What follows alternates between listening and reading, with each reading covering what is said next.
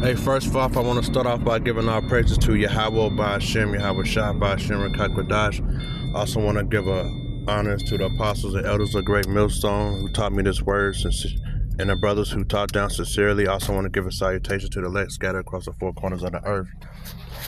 I got an article put up right here, a video I just did today, a little bit earlier. I got an article. Says, don't move here, Canada TikToker finds 200 price tag on chicken. You might think you've seen expensive chicken before, but what is this Canada TikToker found is on another level.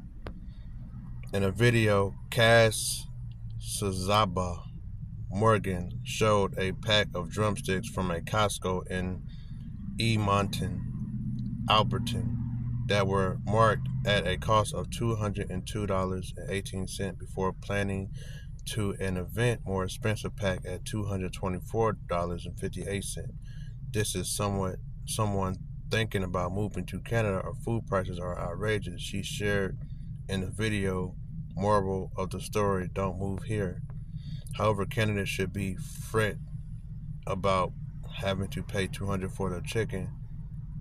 Told whatever her name is, Sazaba Morgan told Dish that the video is tired for humor because it was definitely a misprint on a chicken.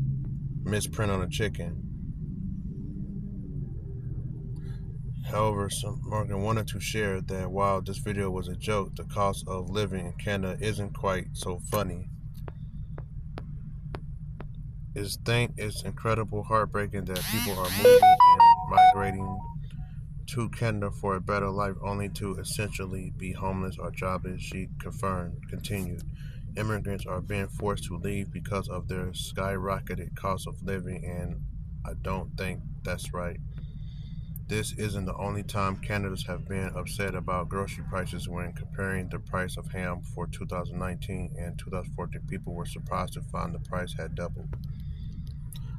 Others have been shocked when looking at the price of packaged food at grocery stores too.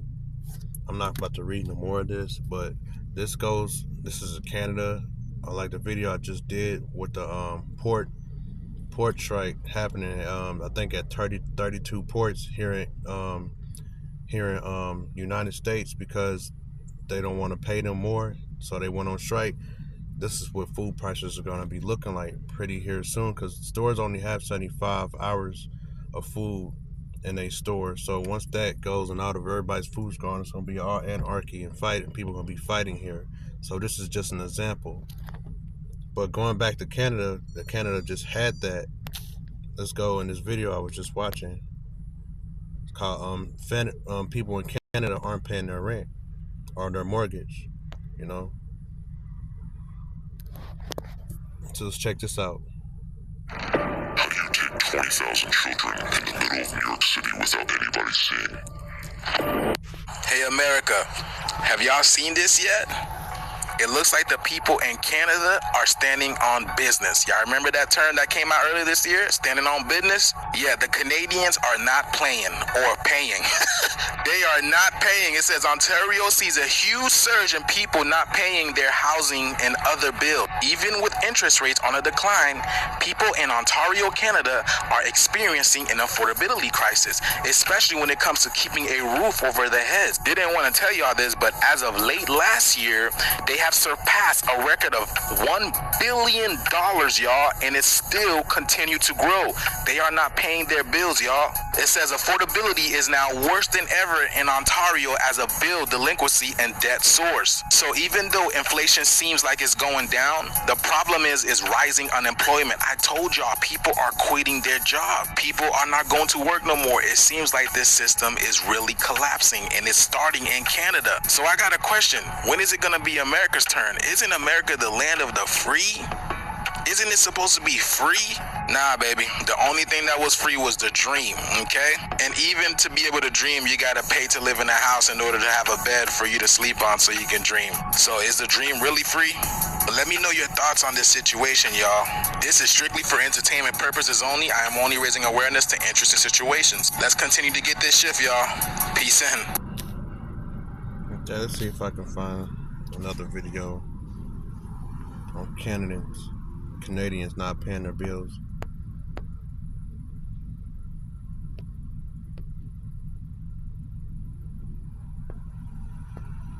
So only half of them not paying their bills, stop paying their bills. Let's see what he got for you today, folks, if not a little bit of a scary one that could signify that we haven't reached the end of the deflation of the Canadian real estate market. You see, we've hit a major inflection point with something happening in Canadian mortgages that has just flat out never happened before, while at the very same time, an individual mortgage company is freezing funds. And that is exactly what we're going to talk about today, so let's get into the details. Take a look at this. We're going to be talking about this chart, making sense of it, and something that I'm calling the line of no return, which looks like this. Let's zoom in so you can see a little bit more clearly, and if you haven't already, make sure to subscribe to the channel so you can keep on getting Canadian updates like this. This chart is tracking three very easy to understand things. The first one is the blue line. That's a 5-year fixed mortgage rate. That just shows the interest rate that you'd be paying on the most typical mortgage here in Canada and how that changes over time, right? The green one is very similar. That's just for a variable rate mortgage, one of those mortgages where the interest rate actually changes along the term of your mortgage rather than it not changing until you have to renew your mortgage, right? It'll just float along with the rates as they change. But the third line here, the most interesting one, is the stress test. This gray line here that you can clearly see, and this shows where the stress test is at any given point in time. But let's get a little bit of a better understanding on what this stress test is, why this is going to have such an impact when we start talking about this line of no return. The stress test was brought into Canada back in 2016, and the idea of it all was to make sure that people, when they were getting their mortgages, would actually be able to qualify for a higher mortgage rate than the one they're going to have to pay, just in case interest rates go up in the future and they're forced to pay this new higher rate. And you can see where the stress test starts to come in here on this chart. You can see back in January of 2016, even though interest rates were around just under 3%, people had to qualify up at 4.75% in order to actually get the mortgage, even though the interest rate was way lower than what they were qualifying for.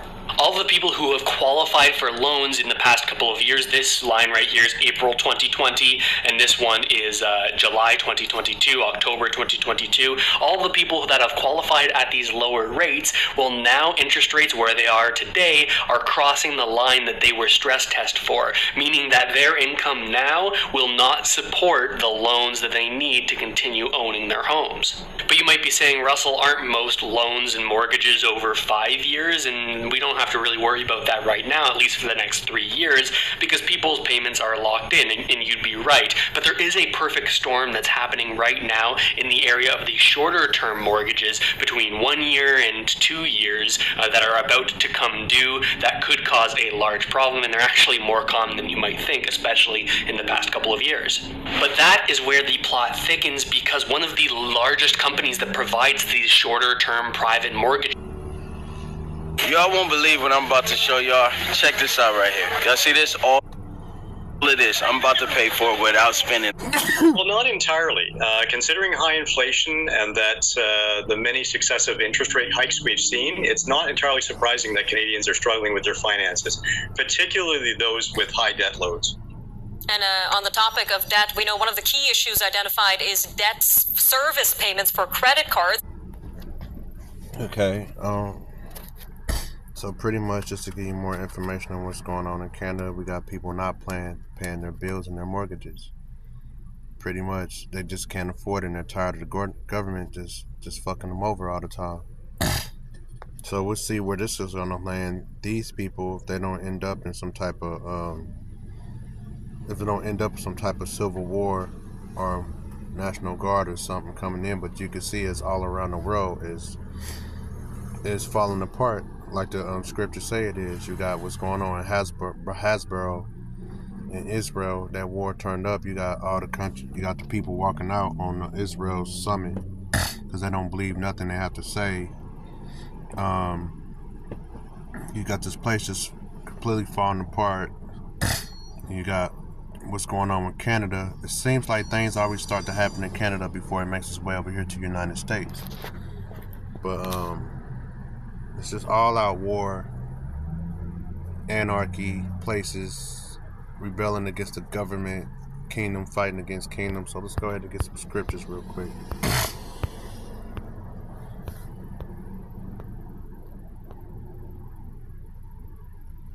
This is Luke 21:9. But when ye shall hear of wars and commotion, be not terrified. Because commotion is Canada not paying their bills.